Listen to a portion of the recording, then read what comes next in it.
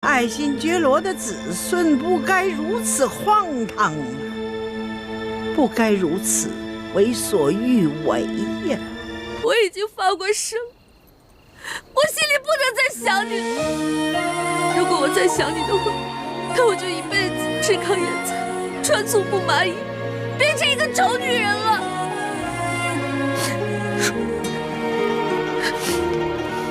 既然你已经发了这么毒的誓，那唯一的解毒办法，就只有以毒攻毒。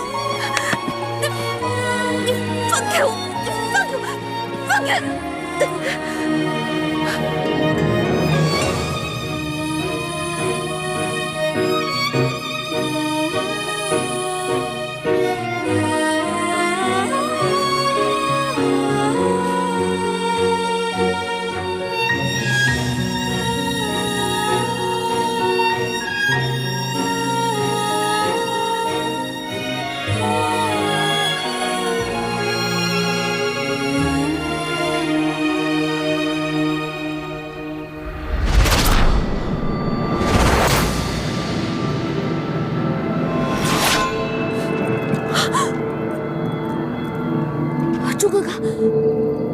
朱哥哥，你答应过我的，你不会杀陆巧弟的。可你也答应过我，会心甘情愿地嫁给我，一心一意对我。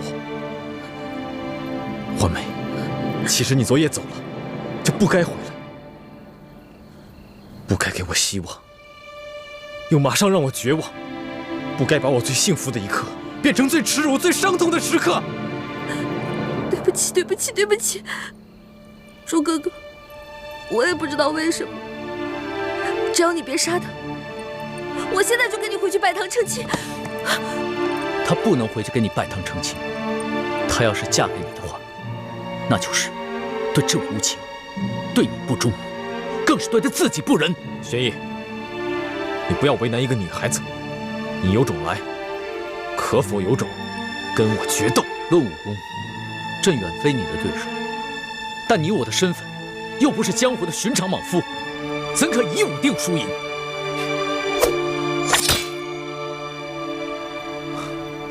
若你我争的是天下，自然不该以武论输赢。但现在，我们争的是一个女人，则你我的身份，不过是世间一寻常男子。爱新觉罗玄烨，拔剑吧！我就站在这里不动，只用一双肉掌与你交手。你若能逼得我双脚动一下，就算你胜。我和易欢的婚事取消，你带他离开。你若是败了，我也放你一次，让你离开。我带易欢回去继续我们的婚礼。是男人，就接受这次挑战，否则滚回你的紫禁城，做你的八面威风的皇帝。但是，你再也没有资格以寻常男人的身份来跟我抢易欢。好，那朕就接受你的挑战，与你决斗。你疯了吗？你肯定打不过朱哥哥的，你快走啊！花儿，自8岁起，朕就只能是一个皇帝。但是朕现在想任性一回，做一回世俗男子，去真真正正的跟朱慈轩来一个决斗。若是输了，朕也绝不后悔。朱哥哥，三师傅说你这几天都不能与别人交手的。康熙都应战了，难道我还怯战不成？欢梅，这是我们两个男人之间的决斗，跟你没有关系。朱哥哥，玄烨，动手吧。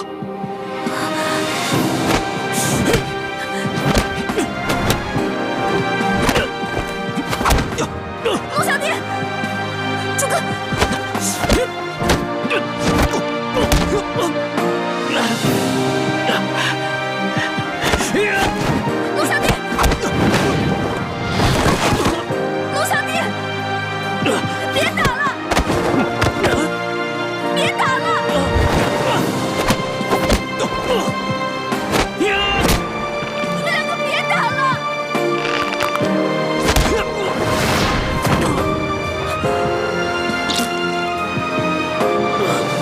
玄烨，你现在明白了，做皇帝，你或许比我强，但做男人，你永远比不上我。所以，你还是认输吧。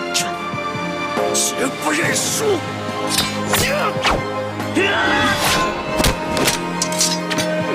朱哥哥，朱哥哥，你千万别杀了龙小弟！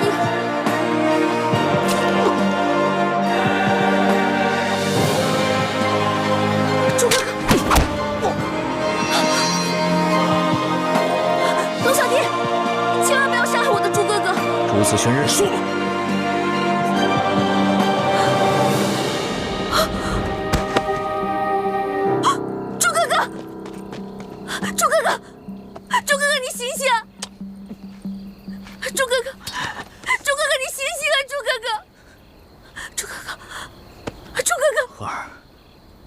他已经输了，你跟朕走吧。不，他是因为我逃了婚，练功的时候走火入魔了。他私下放了我，犯了蒙规，所以受了鞭刑60下。现在和你决斗，又加重了伤疾，否则在平时，纵使有10个你也打不过我朱哥哥的。朱子轩身受重伤，还要跟朕决斗。如此意气用事，怎么能成就大事？那你呢？孤身一人前来寻我，难道不是意气用事吗？婉儿，朕不是意气用事。出来吧！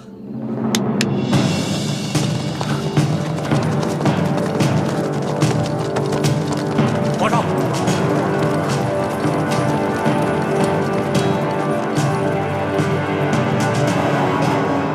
原来你早就安排好了。婉儿，朕想做你的男人，但是朕更是大清的皇帝，朕在任何时候都不能意气用事。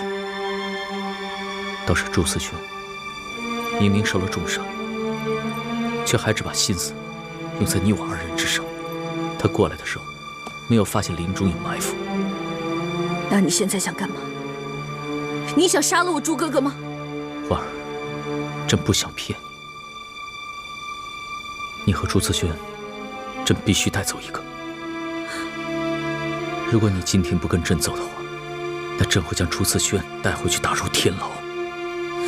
有太皇太后在，朕无法保他不死。但你若是跟朕回去了，那朕可以将他留下。是去是留，你自己决定吧。你这根本不是在跟我赌，你这是在逼我！这就是在逼你！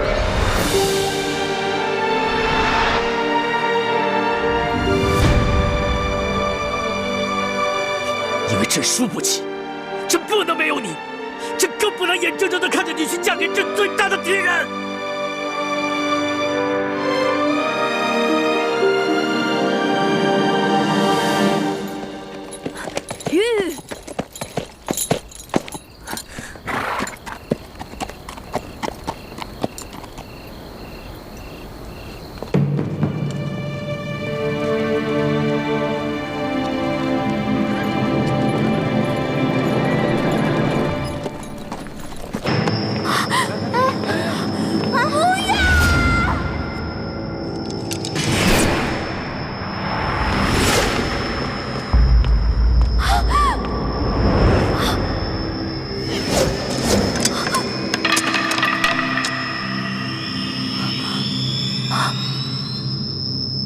龙小弟，你不是答应过我吗？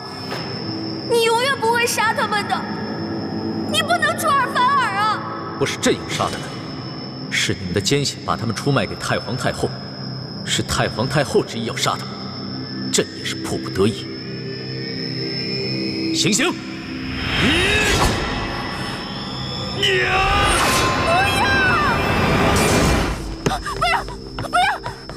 师叔姑娘，你怎么了？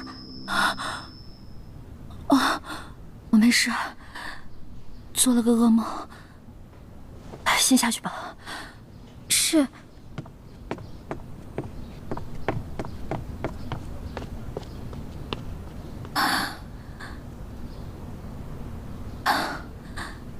朱哥哥，你怎么样了？你现在是不是很恨我？以为我无情无义地抛下了你，跟着康熙走了呢？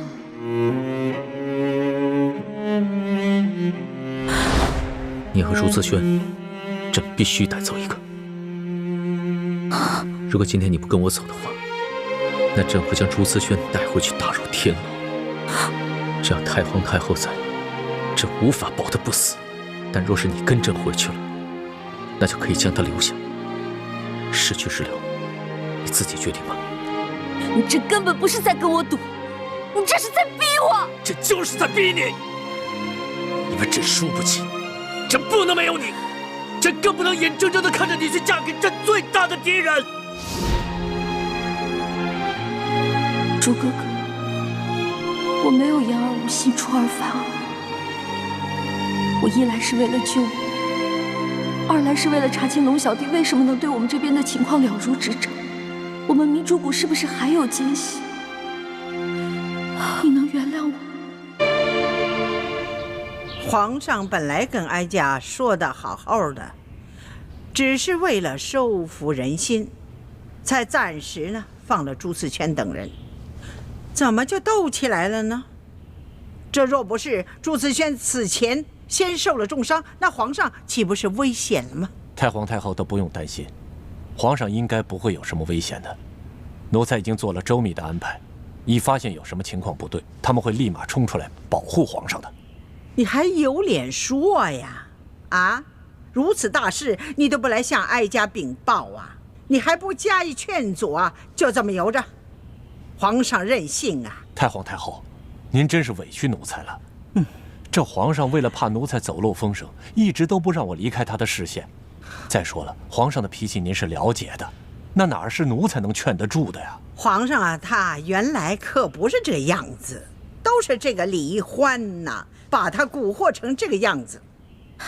现在最可虑的是，皇上居然把这个李易欢又接回宫了，这可如何是好啊？你呀，亏你还是六宫之主呢，你居然如此无用啊你！皇祖母，妾身也劝过皇上，可皇上每次听了以后抬脚就走，也不管妾身这面子上是过得去还是过不去，从此以后也再也不来这坤宁宫了。妾身到哪里再去劝皇上？罢了，刚才哀家是把话说重了，这也怨不得你。皇上啊，他亲政以后，大权在握呀，但是在这个事上还得靠哀家亲自去把关呢。刘嬷嬷，奴才在。带上几个人，去把这个曾经的笔墨侍书给我叫到慈宁宫来。这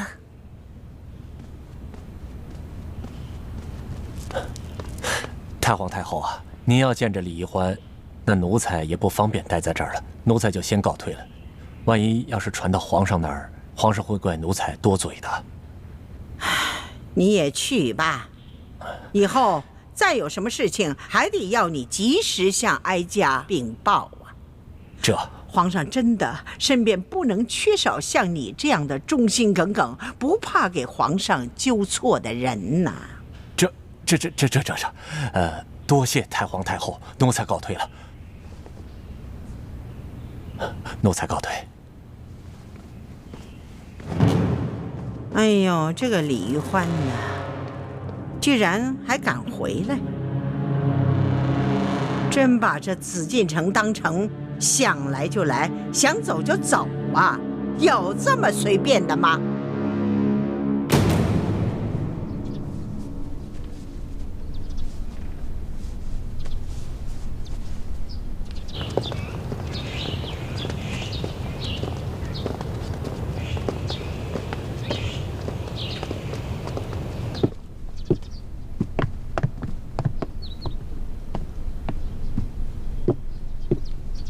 是舒姑娘，太皇太后懿旨，宣您去慈宁宫问话。这个老太婆宣我前去，一定是想杀我，我可不能这样傻乎乎的去送死。好呀，我正好也想向她老人家请安呢。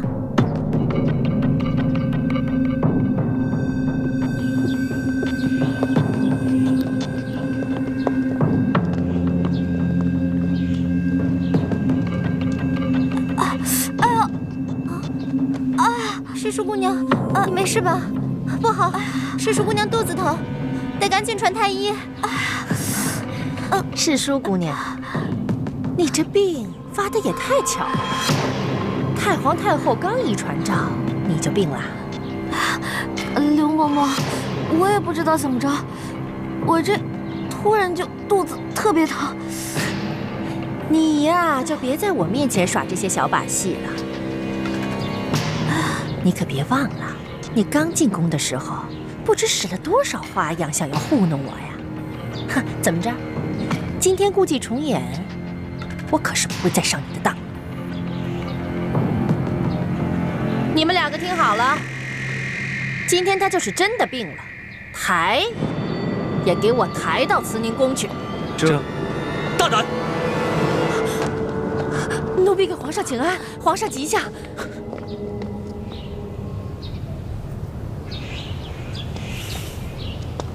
传太医，这刘嬷嬷，你的胆子很大呀，居然敢对世淑姑娘如此无礼！奴才该死，奴才该死！是太皇太后，她要宣世淑姑娘去慈宁宫的，请皇上恕罪啊！好了，你去回禀太皇太后，就是世淑姑娘病了，等她病情好转了，朕再陪着她，去给太皇太后她老人家请安。是。走。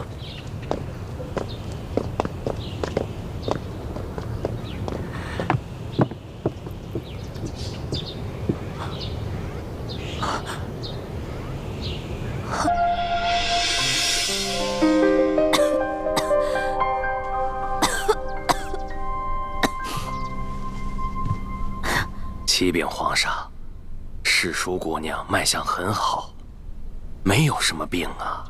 胡说！世淑姑娘明明很难受，怎么会没病呢？她的身体要是出了问题，你担得起吗？那臣先开几副调养身子的药吧。这就对了嘛。世淑姑娘啊，她的病很严重，明白了吗？臣明白了，臣明白了。那臣这就去煎药。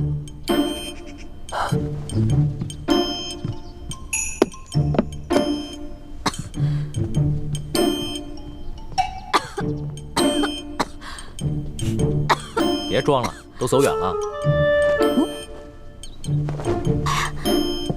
你小点声，要是被太皇太后知道了，又该找我麻烦了。你放心吧，太皇太后那边有朕担着呢。虽然这么说，可是我还是有点害怕，还是有点担心。你是在担心明珠谷的那些人吧？我昨天晚上做了一个梦，我梦见你抓走了我的猪哥哥，还抓走了我爹跟我师傅们，最后你还要砍他们的头。你这个呀，就是日有所思，夜有所梦。当然，如果你爹和你的师傅们一意孤行，坚持要光复大明的话，那最后这样的结局是在所难免的。因为到了那个时候，就算朕想放了他们，满朝的文武和太皇太后也不会放过他们。我明白，我以前一直认为皇上是这天下最大的官，可以为所欲为。可是在我进宫大半年以后，我才发现，原来身为皇上，也有太多的身不由己。龙小弟，我这次答应你回宫，不仅仅是为了救猪哥哥的性命，我还想开诚布公的跟你好好谈一次。你想谈什么？说实话，从小到大，我爹跟师傅们都教导我，要光复大明。我们明珠谷的孩子都以光复大明为一生中最大的责任。可是我始终不明白，我们为什么一定要光复大明呢？我爹跟师傅们总是说，朱明王朝才是正统。我们大明是如何如何的好，你们大清是如何如何的不好。可是自打我进宫到现在的大半年时间，我看着你这个皇上，心里不仅仅有你们大清，还有全天下的老百姓，所以这让我很矛盾。龙小弟，你跟我说实话，如果我真的说服了我爹跟师傅们放弃光复大明，你真的可以既往不咎吗？那当然，这是朕为什么连续2次放了朱思轩的原因。他和你爹，还有你的师傅们，都是前明各行各业中的顶尖人才。他们要是肯放弃对抗朝廷，辅佐朕，平定三藩，收复台湾，那才是真正的造福百姓。否则的话，就是年年内战，天下大乱，天下的老百姓就更苦了。你不会骗我吧？你之前跟我说要惩处贪官，肃清吏治，可是你最后还是放了阿碧琪、隆德多那些坏蛋，我还能再相信你吗？朕之前是说过，要杀阿碧琪、隆德多那些贪官，但是你得给朕时间呢。你给朕3年时间，朕一定会把他们清除干净的。如果你还不相信我的话，那我们击掌为誓。如果朕没有做到，你就取了朕这条性命，朕绝无怨言。我相信你，娄小弟。不过，你也得给我时间。我觉得要说服我爹跟师傅们放弃光复大明，这比你诛杀阿碧琪、隆德多那些坏蛋要更难一些。朕明白。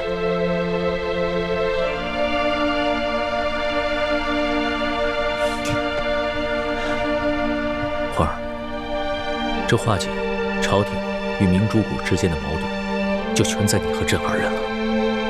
所以，无论如何，咱们2人一定要互相信任，互相扶持，永不相疑，永不相害。好，我们要互相信任，互相扶持，永不相疑，永不相害。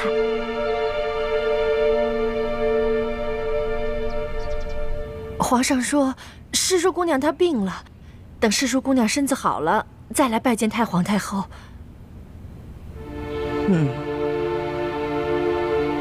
下去吧。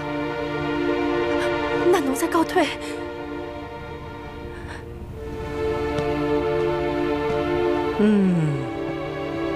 这当您因女色误国之事，要重蹈覆辙了吗？皇上吉祥。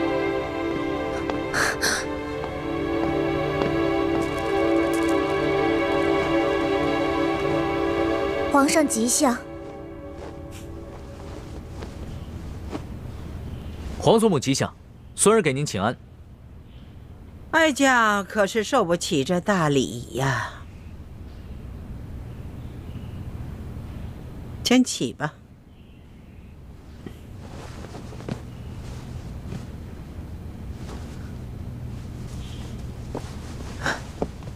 皇祖母，您先别生气。孙儿知道您心里不痛快，所以特意赶过来，给您请安，顺便说几句心里话。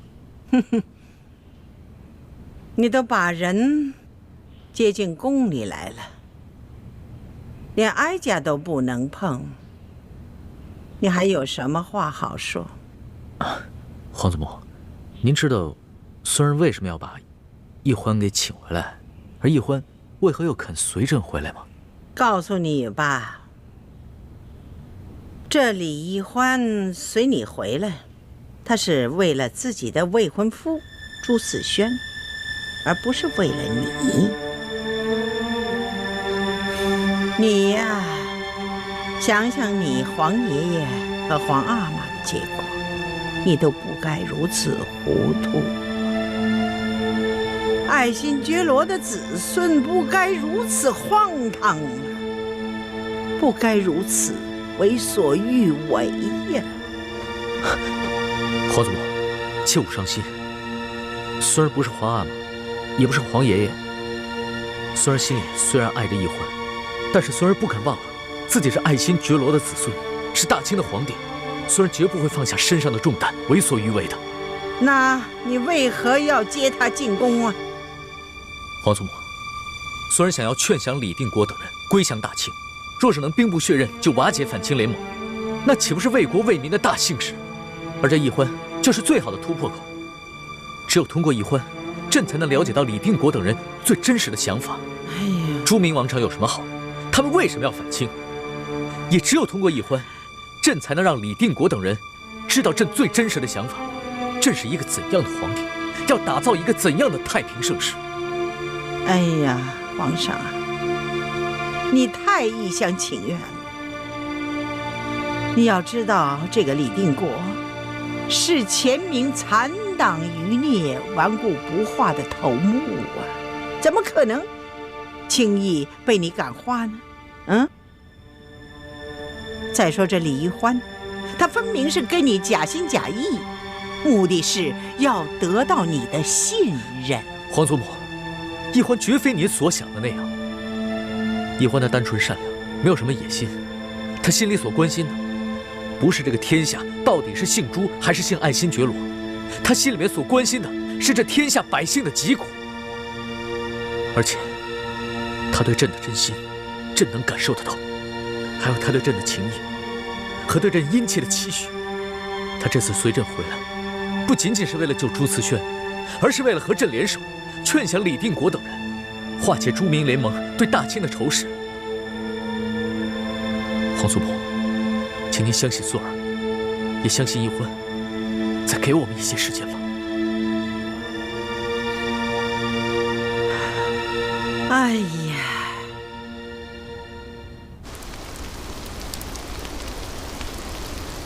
易欢又回到紫禁城，去见康熙了。这是吴三桂在宫中的内线传来的消息，错不了。那太子跟雪清城呢？他们也落到康熙手中了吗？内线说，只有易欢回到了永乐斋，没有雪姐姐和大师兄的消息。这就怪了。太子和雪清城会去哪里呢？如果说倾城为情所困，悄悄走了，那还说得过去。可是太子不该就这样悄无声息的没有消息，他有什么行动，一定会向我们先行报告的。那会不会是太子看易欢回宫去找康熙了，所以也潜回宫去找易欢？此事事关易欢的名节，还有太子的尊严，所以他不愿意告诉我们这些事长。唉，真没想到，这易欢，他居然是非不明，敌我不分，真是让人痛心呐！大师父，易欢虽然任性，但还不至于是非不辨，敌我不分。我想她不想嫁给大师兄，只是因为她心里还放不下康熙，不能一下子把和大师兄的兄妹之情转变为男女之情。还有，你说她真要是糊涂到抛下我们这些亲友，主动回宫找康熙，那我还真不信。也许她是有什么自己的原因呢？还能有什么原因？她本来在山庄好好的，突然间人就不见了，一定是回到紫禁城去找康熙了。他这么做，怎么对得起他死去的娘亲？怎么对得起我们这些师长？怎么对得起他自己的身份？晋王，易欢从山庄回去皇宫，而太子至今下落不明，这些事情都很蹊跷。难道我们山庄内部也有倾听的奸细？啊？什么？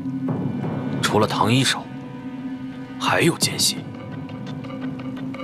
樊兄所言甚是，我们离京之后就住在这香山泉水山庄，可是康熙却似乎对我们的行动了如指掌，这说明泉水山庄也出了奸细，而且现在我们的行踪已经暴露，在我们没有查到奸细是谁之前，恐怕清军就会杀到，所以现在当务之急，我们还是先离开这山庄，找一处只有我们几个人知道的安全地方，再行躲避。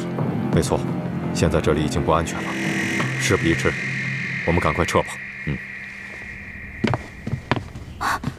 龙小弟，怎么样？太皇太后有没有为难你？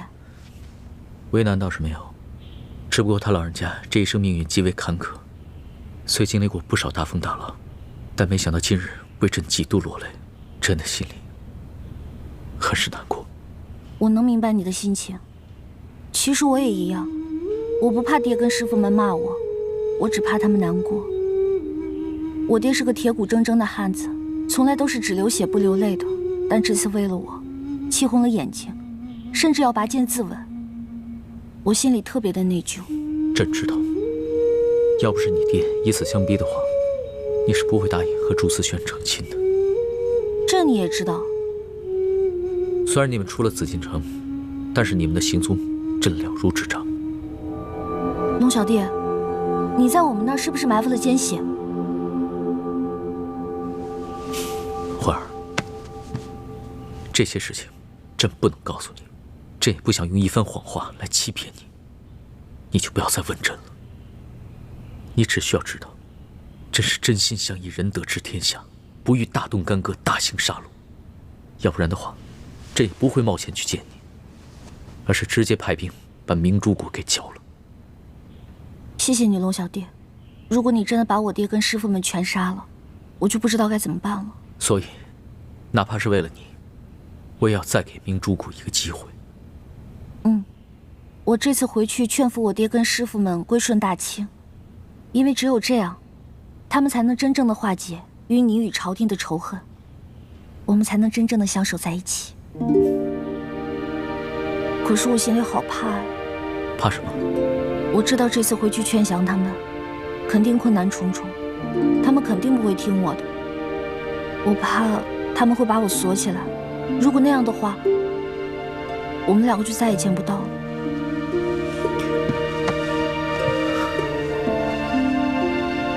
朕的心里也是很怕，怕再也见不到你。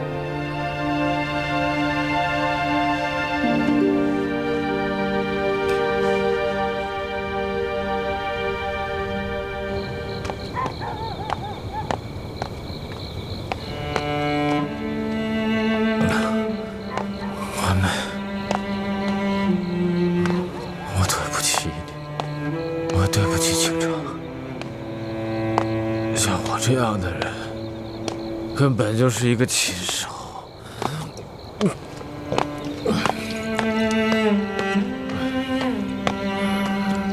不值得任何人爱，也没有资格爱任何人。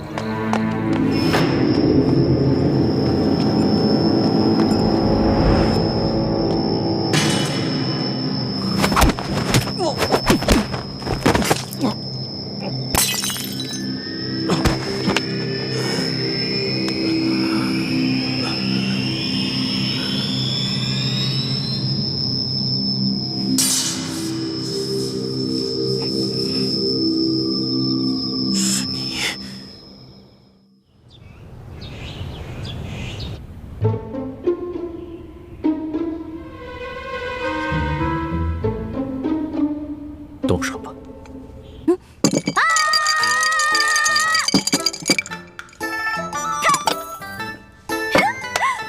赢了！来，龙小弟，喝完这杯还有3杯，不许赖账啊！龙小弟输了，龙小弟又输了，喝，必须得喝！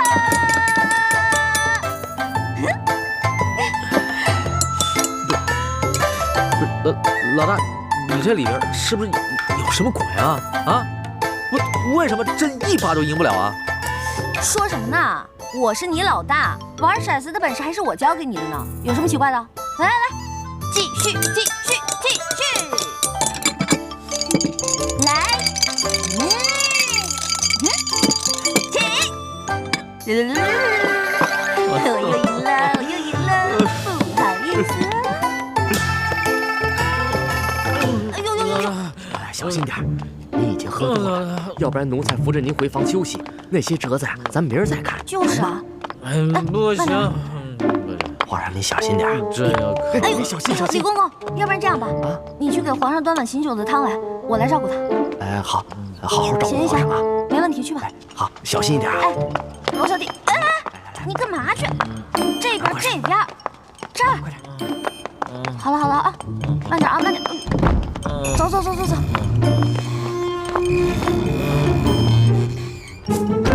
来，龙小弟，慢点，慢点，慢点。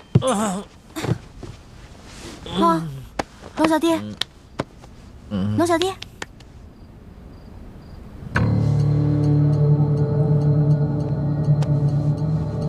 龙小弟，你先睡会儿啊。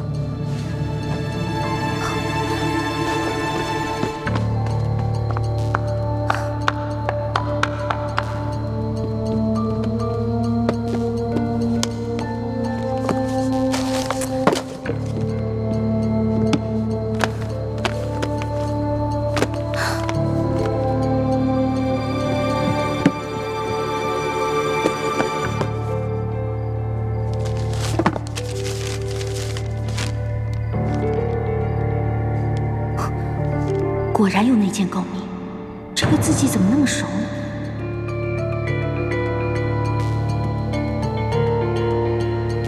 啊，难道是他？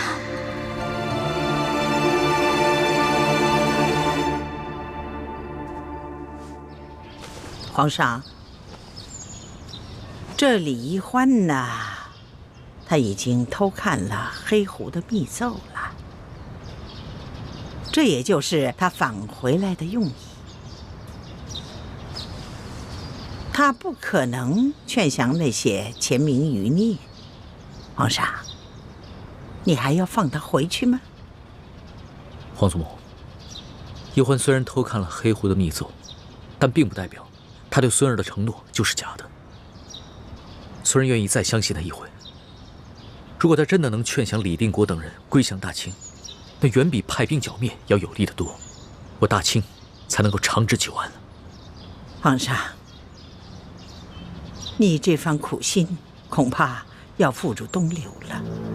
他若是再骗你，你必定失去黑狐了，那将是十分不值得的一件事。皇祖母，孙儿想再赌一次。哀家不相信皇上会赢，但是皇上即使是输了，至少能让皇上断掉对李一欢的念想。就算是失去了黑狐，哀家也就认了吧。多谢皇祖母。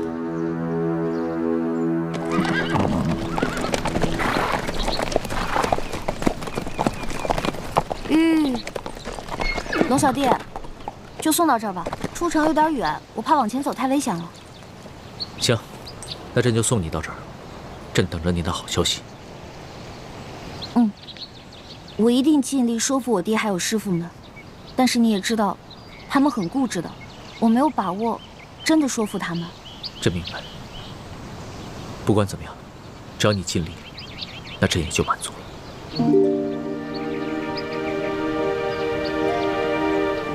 我走了，龙小弟。驾！驾！这。皇上，这李一欢一走，恐怕就不会再回来了。放心吧，他一定会回来的。就算出了什么意外，朕都自有办法让他心甘情愿地回来。皇上英明，原来一切尽在皇上掌握之中。这。